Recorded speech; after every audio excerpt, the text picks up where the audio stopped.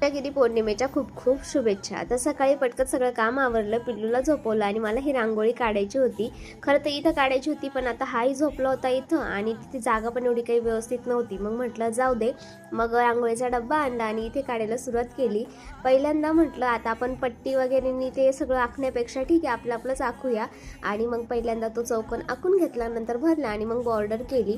खरं तर हे आधी दिसायला जितकं सोपं वाटतं ना, तितकं अजिबात सोपी नव्हती. म्हणजे मी किती वेळा पुसून वापस केली आहे आणि मध्येच माझी पिल्लूही उठली होती. मग गेले वापस तिला झोका द्यायला आणि वापस येऊन मग स्टार्ट केलं. खरं तर सगळे माझ्याकडे कलर्स नव्हते अवेलेबल, पण जेवढे होते तेवढे केले आणि मग ही अशी काही रिझल्ट आला होता. तर खरंच वाटते का नाही फोटोमध्ये आणि ही सेम सेम. तिच्या वेळी मग जेवण वगैरे आटपून मस्त दूध आटवायला घेतलं आणि आम्ही दूध तर आटवत होतो, पण चंद्र ढगांमागे लपला होता. मग फायनली आमचं दूधही आटलं आणि चंद्रही दिसला. नंतर मग वाटीमध्ये सगळं दूध काढलं, देवाला निवेद दाखवला आणि एवढी वाटी दुधाची संपून केला दिवसाचा शेवट.